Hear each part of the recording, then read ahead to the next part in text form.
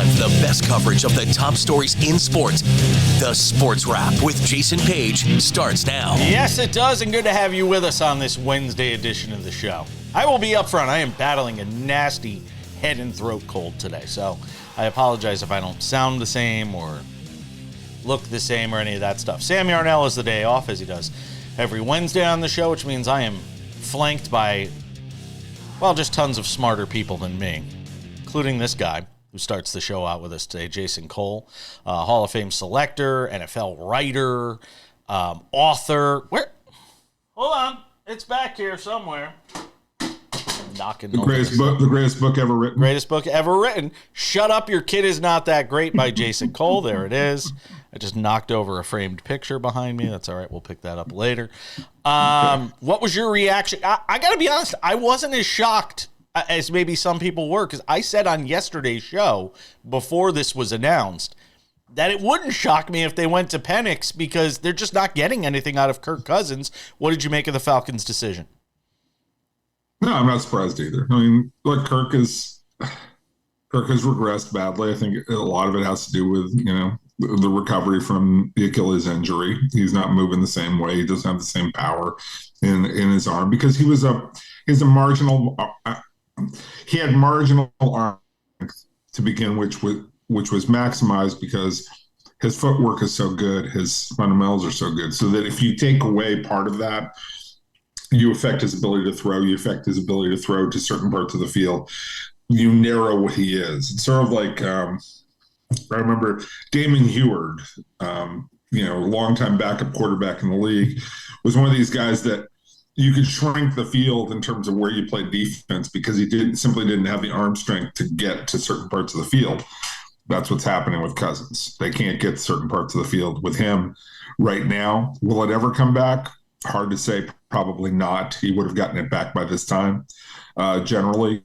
But this may have been a very, very bad decision economically for them. Well, I mean, if we're talking about how catastrophically bad the Deshaun Watson move is, we've got to give this. I mean, it's pretty damn close when you're talking about how much money they're going to owe him. It's about half the money. But they're going to owe him a ton of money.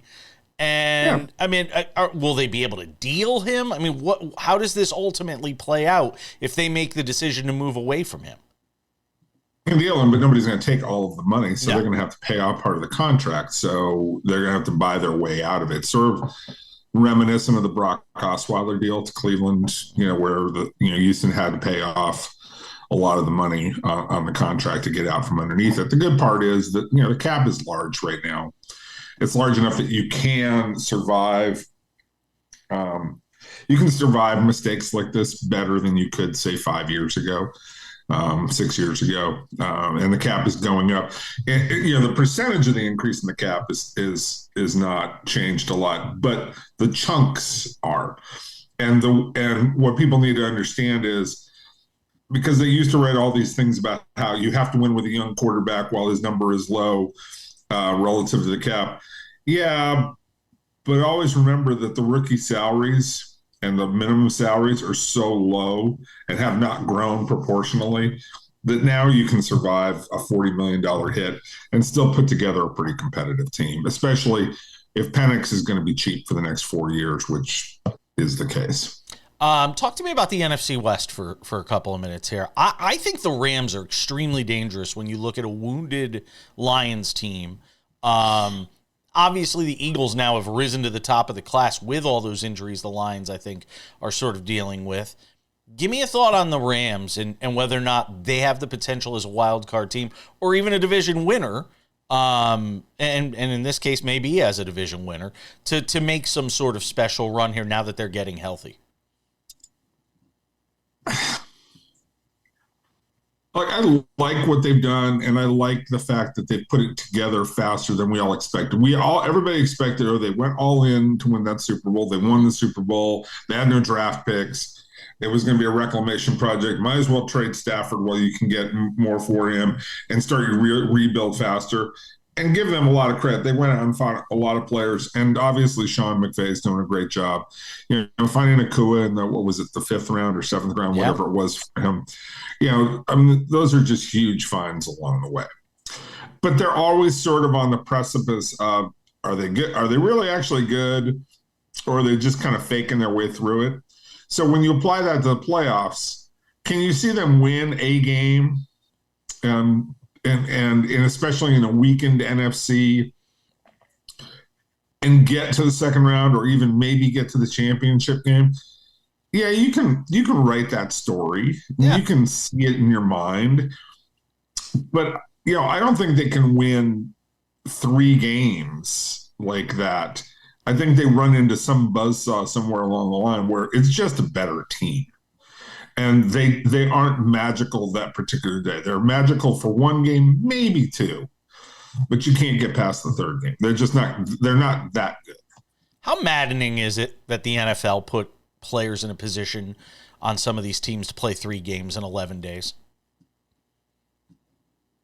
I don't know. Why would you be maddened by that? Why would you not understand? If you're going to talk player safety. It's about the money. Come on, Jason. You are too old for this. You are too old for this kind of a question. I'm not that old. You are just too mature. You cannot be that kind of football purist at your age where you think, the game matters. That game doesn't matter. They don't care. They don't care about blocking and tackling. They don't care about practice time. They don't care about whether they're prepared. They don't care about whether the players are coached well. They don't care about this. They don't care about that. They just care about how many dollars you can maximize on key demographic days when people do not have programming. And if you do not approach it from that perspective and do not understand that they have to maximize dollars and they will do everything that they can to maximize dollars, you do not understand what the NFL is all about. And you are not allowed to have this conversation, and you need to move on right now. You sound maddened. See? You just answered. You maddened me. Look, they don't care. They just don't care. And the people who did care about football are long gone.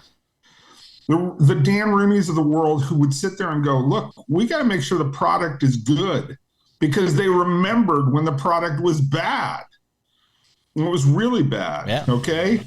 And look, this is Roger Goodell's legacy. As much as he's made them rich and he's done some amazing things to raise the profile of the league, the thing he cares the least about is the actual quality of the game. Yeah, he's weakened the product. I absolutely agree with you. I want to come back because there's something off of that I want to ask you about that we'll do coming up in a couple of minutes. I'm done ranting at the moment. That was all the energy I had. We're coming back.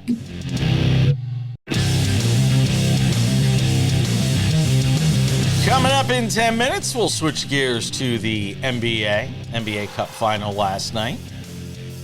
Hope you tailed me. I said take Milwaukee +5. The no sweat bet of the night. Rejoined by our friend Jason Cole. Who's hopefully not angry with me anymore. I hope we're still friends after this. Of course we are. Are you kidding?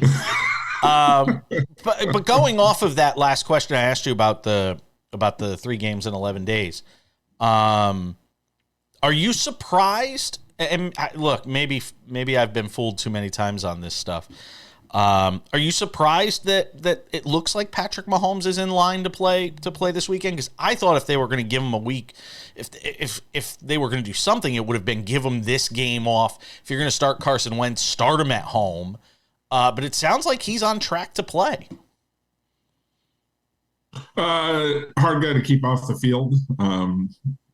Pretty stubborn kid, very tough kid. I think that you'd rather build up the wins earlier than force yourself into a predicament where you have to win. Like, they need to make sure that they keep that home field advantage against Buffalo. I wouldn't. They can win in Buffalo. Don't get me wrong. But I think that they're much more of a team that plays on the fringes and on the edges. Like, they have morphed into what the Patriots were during their dynasty, which is we do what we have to do to win games, and we're not necessarily just beating people by huge margins. Like, that was toward the end. Certainly not in the earlier part of it. Or I shouldn't say during the Randy Moss years, they were trying to just crush people. But yeah, the Chiefs are winning on the margins a little bit, and one of the margins is having home field advantage this year. I'm not saying that it's always going to be that way. I think that they're going to get back to being a more explosive offensive team in coming years and take advantage of what Mahomes' ability and get out of this. But for right now, this is how they have to play. They have to play on the margins. You still think Mahomes has that explosive ability left? Because I've watched him now for, last season and this season, and you do start to wonder, like I heard somebody suggest the other day, has Josh Allen surpassed Patrick Mahomes as, the most dangerous quarterback in the league or something like that? And I'm saying, are you kidding me? Yeah, of course he has. It's about rings, man. Like, I think that Patrick Mahomes just does not care about the stats at all, other than to get those wins. And here's the other thing: people do not understand the mental edge it takes to maintain being at the mountaintop as long as they've been there. It's true. And the longer I'm at this, the more I understand. Like, getting up for week 9 in an NFL season when you have come off of winning back-to-back Super Bowls and 3 Super Bowls overall is so hard. And it used to be that they just kind of played with their food a little bit and let games get a little too exciting and then, screw it up a little bit. Now it's sort of like, okay, we have to do this, and this, keep the game close, and then we'll go finish this off here, and we know how to do this. And yes, they've gotten a little bit lucky this season, which is why they've only lost 1 instead of losing 3 or maybe 4 to this point. But it's still, when you watch it, it's like, okay, we need to execute right now. We know how to do this. It's not a flying Wallenda kind of thing. It's like, okay, we need to go down the field. I'll do this, and this. We're in field goal position. Good. We're fine. Let's go home. And that's a mentality of how you have to play as you wait for the games to get bigger and bigger. It's a dangerous mentality, but I think it's the one that you have to play considering the highs that you've been at. Like, the high of winning a Super Bowl, like, I would imagine it's somewhere along the line of jumping out of an airplane, right? And parachuting, like, yeah. and anybody who's ever parachuted or talked to somebody who's parachuted will tell you that the adrenaline rush when you're done, like, is so high, you feel like you can conquer the world, and then you crash. And it's like you're crashed for like a couple of days. You can't get back there. And I think that that's where Mahomes and the rest of the Chiefs really, frankly, are. Would you be surprised if Mike Vrabel were the head coach of the Patriots next year? No, I think Gerard Mayo's found out he's not quite ready for the job, and the question is whether the Patriots are willing to go through the pain. I guess I'd be mildly surprised, but not completely surprised. Like, the Patriots want to let Mayo learn on the job. And it's always hard to tell that when your owner is 80-something years old and is greedy to get into the Hall of Fame, deserves to be in the Hall of Fame, but is frustrated about it and therefore greedy about it. How does he react? Because this was Al Davis at the end. Al Davis at the end would always do some kind of desperate move every year after year chasing that Super Bowl, and it ended up being a disaster. Before I let you go, a thought on Michael Vick becoming the head coach at Norfolk State. Is it the Deion effect? I mean, we live in a copycat world. We see it in all sports. Is this going to lead to a trend of this sort of thing? And are you surprised that Michael Vick's getting an opportunity as a head coach? No, because it attracts attention. I mean, what's Norfolk State going to do to attract players? They got to go for a guy like this, and he needs this kind of job. I don't think that Michael Vick is prepared to be a coach. I'd be surprised by that, but maybe, and good for him if he came in and he said, "Here's my program. Here's what I've got to do. Here's what I've studied." But Michael Vick hasn't been a coach at any level that I know of, right? At least no level of substance. And you're going to tell me he's going to come in and walk in and have an organized plan about how you're going to run a team like Norfolk State, where you don't have a lot of facilities, like you don't have a lot of wherewithal to, like at least Deion when he was at Jackson State. Jackson State, like he had the money to pay his own guys. Like he could take money out of his own pocket and pay for things. Michael can't do that. Yeah, I just wonder if who he surrounds himself with, if he doesn't Well, have it's always about that. Yeah, who you wind up surrounding yourself with. Yeah, and I don't know that Michael has the gravitas to go out and get a bunch of guys who really are great coaches. Like Deion could do that. Michael, I don't know. But if you're Norfolk State, you got to take this shot. It's sort of like the idea Sacramento State said it's put $50 million together in NIL money. And I'm like, Sacramento State? Like Stanford can't put $50 million together. And we got a whole lot more money than Sacramento State. Jason Cole, Hall of Fame selector, also does a great job book writing. Check out this baby, Shut Up, Your Kid Is Not That Great. It's a great little stocking stuffer for the holidays. Thank you, my friend. We'll talk soon. Anytime. Thanks, man. We're coming back.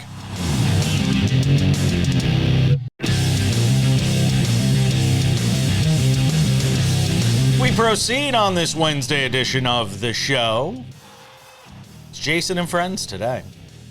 Thanks to Jason Cole for hanging out and talking some NFL, even though he was mad at me. It's as mad as he's ever been at me. It's pretty funny. Kurt Helin's never mad at I've never seen Kurt Helin mad at anybody in my entire life.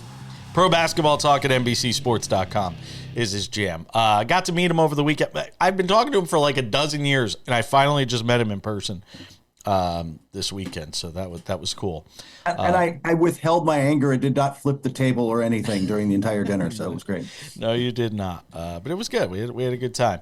But see, the problem is I spent 2 days inside of casinos, and now I'm sick, which tells you those places are just bacteria traps. I hope you've taken lots of emergency, because if you step foot inside a casino, you're going to get sick. Without naming names, I am not staying in a hotel with a casino, so it's been any ventures into it have been like going in, getting food, doing something, and coming out. So it hasn't been too bad. Fair enough. NBA Cup. I hope everybody tailed me last night. I said take Milwaukee plus the 5 points. A no sweat bet as they win going away against the Thunder. I mean, how much? What's the big takeaway from what you saw last night? Is there one? I'm hesitant to say big, but I think it validates what the Bucks have done. I was one of those semi-skeptics until recently too. Like, yeah, but that 2-8, and they turned it around against a really soft part of the schedule. Is this real? Well, here's your signature win. The Thunder are legitimate title contenders, number one team in the West, deep, talented, and yes, they had an off night, but the Bucks defense was there. Giannis was looking every bit the MVP. They're for real. They're legitimate. We can start. Look, they're now one of those teams like you're going to put up with Cleveland where you're like, maybe they are a threat in the East. Maybe this team is, look, it's Boston and everyone else, but who's going to challenge Boston? I think you can at least put Milwaukee on that list now. My Knicks? Can we put the Knicks in that conversation? If they stop playing defense like a bunch of traffic cones that you just dribble around, we got to they've got to get some stops, and I'm going to be curious. You know, it's driving Thibodeau nuts. It's going crazy. I'm curious if they make a move or do something at the deadline to bring in a better perimeter defender. But they've got Anunoby and Bridges are good perimeter defenders. It's something's not working. How much do they miss Hartenstein? Because I heard them talking about that on the broadcast last night. It feels like they're missing him quite a bit. Yeah, and he looked great last night, didn't he? I mean, he was the one guy making those little floaters over Brook and Giannis, and is just such a force. Towns is not a good drop back defender. The way Tibbs wants to play, he wants to pull that guy back. So it's sort of like the Bucks do. That's just not something he's ever done well. And I don't think he's been terrible by his standards on that end. He's done as well as he can, but he's not really good at it. And the perimeter defenders we thought would kind of make life easier for him have not. And it's just been a mess. What's missing? If there is something missing for the Thunder, what is it that sort of stands out to you where you could see them making a move prior to the deadline? I don't know that they're going to make a move prior to the deadline because they like their roster and they're shooting. Everybody can use more shot creation if it falls in your lap. And they look, they are poised as much as anybody in the league in terms of young talent and draft picks. If they want to make a move, if they want to go after, they don't want Jimmy Butler. But if they wanted Jimmy Butler, they could step in tomorrow and be the front runners. Like anybody that comes up, they can go get. So they've got the options and an optionality that few other teams have.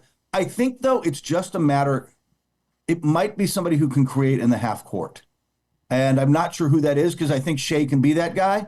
It wasn't last night. And you could look, if you're the Thunder, you can write last night off as, man, we shot 5 of 32 from 3, missed looks we normally make. 20th in the league in shooting the 3, by the way. Yeah, you can flush it. You could try to argue you just flushed this game. It was one of those nights, and it certainly was to a degree. The other part of that, though, is we saw this now against the Bucks. We saw this last May in the playoffs against Dallas when it ground down, when they couldn't quite get as many stops and they couldn't get out in transition, and it became a grinding half-court, slowed-down game. Their offense has struggled to score. And if that's the case, they're going to have to find a way around it because guess what the playoffs are, Jason? Yeah. Grinding half-court games. You're going to have to score that way, and they've struggled to do it. So that question is still out there about them. What's the overall takeaway for year 2 of the NBA Cup and where the NBA needs to or thinks they need to improve it? I would say this. The NBA Cup is a success if you judge it by how the players react. They love it. They're happy with it. They like chasing the money. Even the guys who don't make it are like, hey, this is good for the league. It's generating a little buzz.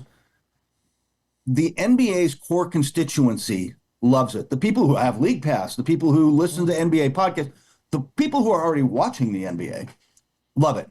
Like the games are more intense, right? Like I think passing the eye test, you get better games. But if the goal is to bring in a casual fan and pull some eyes off of the NFL and college football, it has not done that. The ratings did not spike for these games. We haven't seen the ratings out of the final yet, but there hasn't been this groundswell of interest. And part of that was, look, LeBron and the Lakers were there last year. They're not here this year, so it's not the same fan base. But I don't know what they do to reach those casual fans. And they're talking about a number of things, expanding the length of it, moving it to a different time of year, not having it in Vegas and moving it around a little. Options. There are options out there, but I'm not sure any of them solve the core problem of how many people are going to stop watching football. Like, I don't know how many eyeballs you can pull off of football in America. Good luck with that. Yeah, and I got to be honest. Just watching it on TV last night, you were there in person. The vibe just felt very meh. Yeah, I think you texted me about that. Yeah. I got multiple texts. The problem was... Felt like an all-star game vibe where guys were getting dunks and the crowd was just like, yay. Worse. It's because neutral site, so nobody had a fan base here except Atlanta, who did only because the Hawks were playing the Raiders on Monday night. So there were a bunch of Atlanta fans. Right. They kind of had a built-in core constituency. The other part is because you're doing it in Vegas on a national television, it's a 5:30 start in a neutral building. And it felt like a mid-major conference day game semifinal in there. There was no energy. There's no core support for the teams, really. Yeah, and I get a sense that something's going to have to change in terms of the scheduling. And like you mentioned, maybe playing it somewhere else. I mean, man, play it in New York. Play it at the Garden. Move it around, or any large, how should I put this, convention city, which Vegas is. Somebody who can absorb that kind of, can handle it. The other play thing it in Seattle. I mean, play the semifinals in home arenas. Have Milwaukee, Atlanta Atlanta or Milwaukee, whichever one would have been it, and then move just the finals. But that removes part of the carrot for the players. We're coming back. More with Kirk.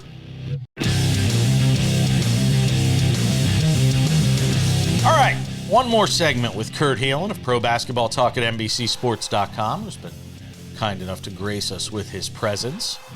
What happens in Vegas stays in Vegas, Kurt. You're just down the road from me. I'm just glad you made it through 5 days in Vegas. No face tattoo. No face tattoo. You got the perfect dome. I was gonna go with the neck tattoo. I was gonna go with the Freebird across my neck. You got the perfect dome for a tat, man. Throw a tat on that thing. Yeah. Sadly, what stays in Vegas, I could tell you everything that happened in Vegas, and it would bore your audience to death. I actually want to ask you that. What was you're hanging out with other NBA guys. You're going to those bougie parties that the NBA is putting on. What Boofy. what was the big scuttlebutt and conversation or topic that you seem to hear the most about, if there was a reoccurring topic that came up? In my case, just because I work for NBC, there was a lot about the shifting landscape of media coverage coming with the new TV deal and what all that's going to look like, and when are we officially hiring Jamal Crawford and all that. Which officially I don't know anything about, and may or may not happen. So it was a lot of that. I think there was a lot of talk about the NBA Cup and how you bring energy to it. And the NBA ratings came up, how much is there to that, or is this just, we can talk about it. It's a complex soup. Like, it's just NBA ratings are down, so are NHL ratings, so are college basketball ratings. But I don't think Adam Silver is wrong in that it's tied to shifting how people consume. Oh, 100%. It's tied to how people consume. Everybody wants. I always laugh when I see people on social media saying, and it's a certain demo, and I won't get too political, but people will say, well, it's because of the NBA stance on political issues or social justice, and this is why people aren't watching. No, people aren't watching the way they used to, because there's 7 million things to watch in 7 million ways in a zillion different places. There's fast channels, there's OTT, there's streaming. Stop trying to narrow this down or pigeonhole this into one place just to suit your argument, when the fact of the matter is there's just so many ways to consume media today. Silver said something interesting this week. Adam Silver, the commissioner, said that the NBA is fast reaching the tipping point where more people will watch games streaming than on traditional broadcast. And you notice the new TV partners, NBC with me, obviously we've got NBC and games will be on that channel, but we've got Peacock and they're doing Amazon Prime and obviously ESPN and ESPN Plus is everywhere. Every game is going to be streamable pretty soon, and I don't think that's an accident. Adam Silver also talked about the 3-point shooting, barrage that we see around the league. They're looking into it. Can you see any changes on the horizon, whether it's backing up the 3-point line some more, just trying to do something to incentivize that mid-range game or getting it back down into the paint? They're watching it. I'm not sure they're totally convinced that's as big a problem as everybody else thinks. But B, even if it is, there's not an easy fix to that. You're like, move the line back. Have you watched an NBA game? Most of those guys shoot from 2-3 steps behind the line because it makes the closeout tougher already. Most of them can hit that shot. You can take away the corner three or whatever, but I don't know that it changes the dynamic. It doesn't change the math. 3 is going to be worth more, 50% more than 2, as long as you can do it. So I'm not sure that that's the answer, but they're monitoring it. I wouldn't be shocked to see something down the line, but I don't think they're there yet with the sense that's the concern. And by the way, there is a sense too, at some point there will be a Thibodeau, the new era Thibodeau, who will find a defense that kind of takes away the 3. Well, I'm just not sure what that is because, like I said, guys just take another step back and shoot from a logo. Dennis Schroeder to the Warriors. When we were having dinner the other night, we were talking about what move could the Warriors make? Where would they go? They go with Schroeder. Is that it? I don't think it's the only thing they want to do, but I think that's the one major move. I think that's an acknowledgement that the guys available and their situation, the Jimmy Butlers, the Zach LaVine, who Denver is looking at, the team, they need more shot creation, and I think the realization was this is probably the best they're going to do at the deadline, and they wanted to get their guy first and get him in. Dennis Schroeder is a solid, quality veteran reserve guard, 8th team in 8 years, so he's moved around a little, but he's moved around and still is in the NBA in part because he can do the job, and he will certainly help them. But I think it's also an acknowledgement that the big move they want to make is probably more off-season than in-season. I got about a minute here. When Kevin Durant speaks, people listen. He says he doesn't like the new All-Star tournament. Is he expressing an opinion that's widely held around the league, or is it just explicitly the thoughts inside the head of Kevin Durant? I would say the vibe I got in Vegas from players and front office coaches, whatever, was a lot of, We got to do something. Like everybody acknowledges that the game stinks, so they're not really mad at the league for trying anything to make it work. Nobody's quite convinced this is the answer either. But playing it, Kevin Durant's a hooper, and if everybody really competes in a traditional game, he'd do it. It's just nobody's gonna. I'm not sure how you get over the basic hurdle of guys wanting to compete and not risk injury. It's much like the Pro Bowl in the NFL. I don't know how you ever they can't go back to it. I don't know how you do it in the NBA.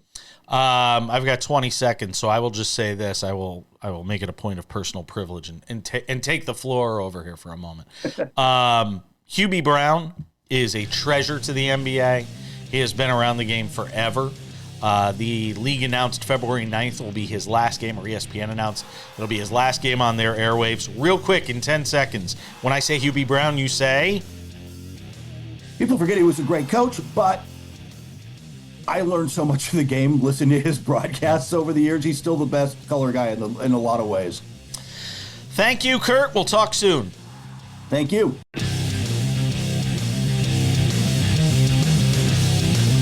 Welcome back to this Wednesday edition of Sports Wrap.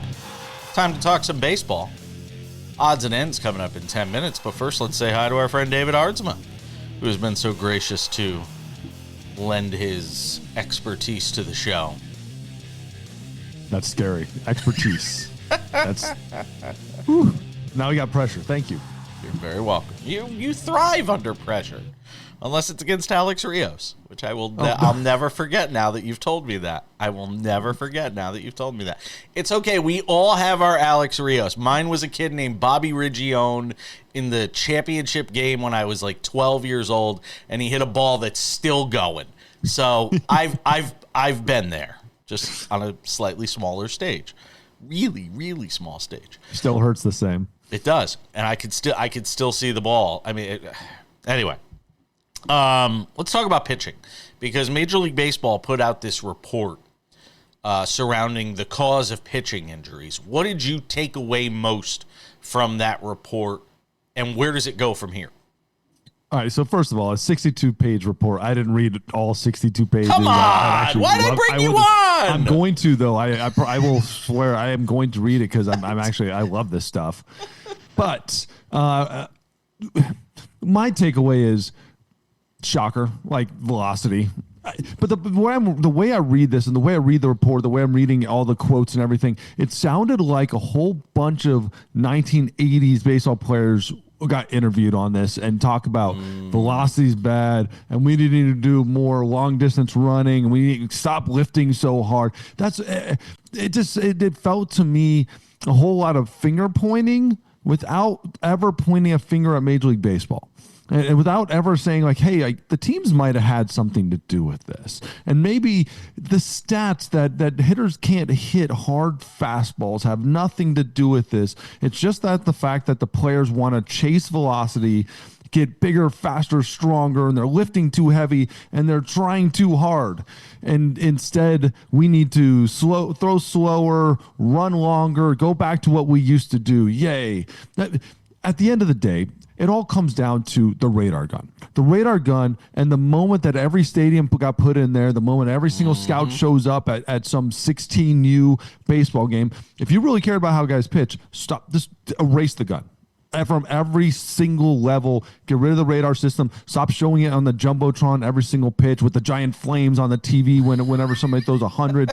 If you got rid of the radar gun and you didn't know how hard you threw, you would start pitching. And that's the problem is right now, this is our pitching. Why go out there and throw slower when hitters can't hit when you throw hard? David, I mean, you know as well as I do, how many times does a guy throw a pitch and then turn around and look at the board? Oh, all the time. I used to do it. You when probably I was did trying to chase numbers, like when I was trying to sit there and try to hit 100 and knew I had that stuff that day, I would watch. But I also kind of got better when I did that at times. Like I pitched better knowing what I could get, because I also knew the moment I touched those numbers that you're not touching that ball. And so I look at this study and I'm saying this is a great start.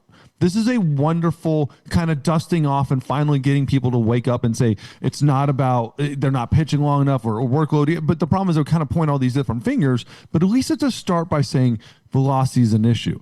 Now, the real problem is how do we stop velocity from being an issue? And their answers are, well, make a starting pitcher pitch longer, and that'll change how they train, and that'll change this and change that. No, it won't. No, it won't. We're just going to have more injuries because guys are going to have to pitch longer, but the numbers are still there. And how they are evaluated for talent is still there. All these minor leaguers chasing velocity is because the big leaguers who are up there are throwing harder. What about stuff? I mean, because that's also a part of this report. Are guys just destroying their elbows trying to do things at a higher rate with a baseball that the arm just cannot withstand? Without a doubt. We're trying to spin the ball so hard at such a high rate. And so when we're sitting up there and we're throwing basically what we used to call a slurve, right? Basically that slider running right across the plate, the whole way across the plate.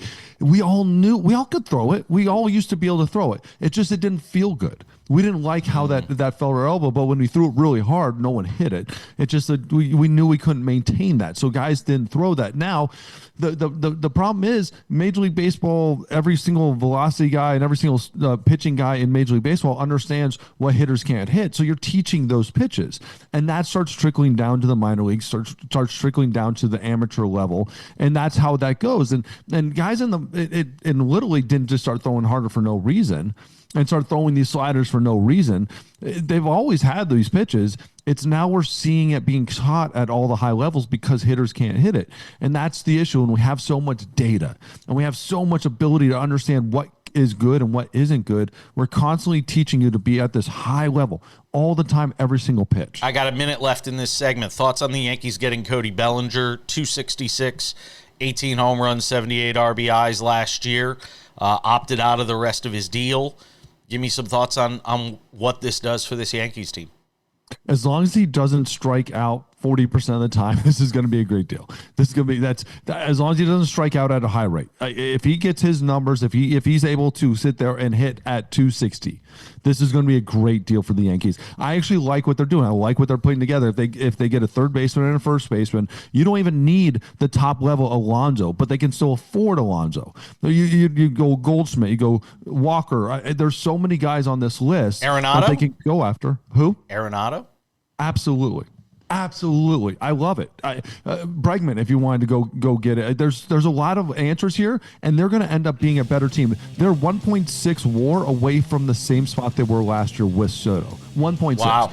They're gonna exceed that by just signing a third baseman or a first baseman, let alone both. And you're going to have a lot more talent spread up and down that lineup as opposed to a Absolutely. top-heavy lineup where you're just wondering where the hits are going to come from at the bottom of the order. In a huge contract. David Aardsma, he's going to hang around for one more segment. That's Odds and Ends. It's next.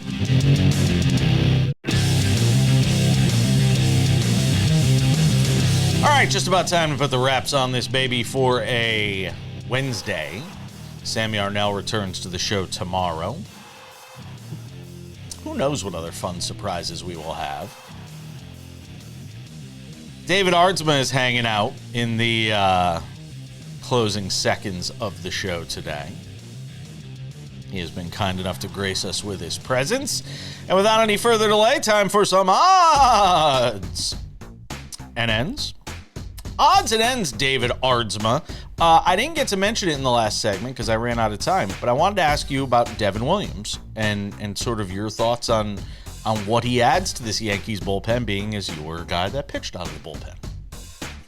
He adds a lot of veteran presence. He adds that understanding what it's like to be at the end of the game. Yes, Luke Weaver did a great job last year for the Yankees. Wonderful. Stepping up when no one was expecting Does Weaver him to become be the eighth inning guy? Yeah, 100%. Yeah, you have to. A guy like Devin Williams is a ninth inning, is a bona fide closer, World Series type of contending closer. And that's exactly what this bullpen needed to take the pressure off of Luke as well. Because Luke's been around for a long time. Like it's funny how he stepped up and everyone thinks he's like brand new on the scene. Dude, this guy's been around a long time, but that's the first time in those high pressure innings. Devin Williams is going to lock in that ninth inning as long as he's healthy, ready to go, which I think he will be this year. And it's going to be something special. You're going to have a legit closer again in the Bronx. I love it. Ivy League football, now for the regular part of Odds and Ends. Ivy League football is going to be FCS eligible next year. All I will say is this. Outside of Yale, which has Yale Bowl, not a single one of those Ivy League schools has an FCS facility, like in terms of size or any of that, which is kind of odd because I sort of thought you had to have certain facilities in order to be eligible to play in FCS. I also thought you had to have scholarships. This is a whole brave new world for the Ivy League, though. And you know what? It's kind of cool because if you go and look back through the history of... I'm confusing FCS and FBS. Sorry, my bad on that. In FCS, so Ivy League schools are basically 1AA, right? So FCS... for years, Ivy League has not participated in the FCS playoffs. Their season just ends when the Ivy League season ends. That's going to change starting in 2025. The impetus for this came via proposal. Ivy League student athletes said, we want to be able to take part in the playoffs. So for the first time, starting in 2025, Ivy League teams will be able to play in the FCS postseason. I'll just root for Yale. I was never smart enough to go to Yale. But I'll just root for Yale anyway. This always blew my mind that Harvard has the largest sports in all of college athletics. They have the most sports out of any school. Really? Yes, absolutely. So, and what's scary is if these teams really wanted to, and they wanted to go to the FBS and actually move up to the big boy level, their endowments are generally the largest out of any schools in the country. They charge $1 zillion to go to those schools. They could create some monster programs. If you go look at the history of college football, I mean, Yale won the first national championships in college football, so it's not crazy. I mean, it was a zillion years ago, but there was a time where Yale football was like the best. I mean, it was the absolute best. Now there might have only been 6 colleges playing at that time, but you know, it still matters. Yeah. Hey, it counts. It's on the board.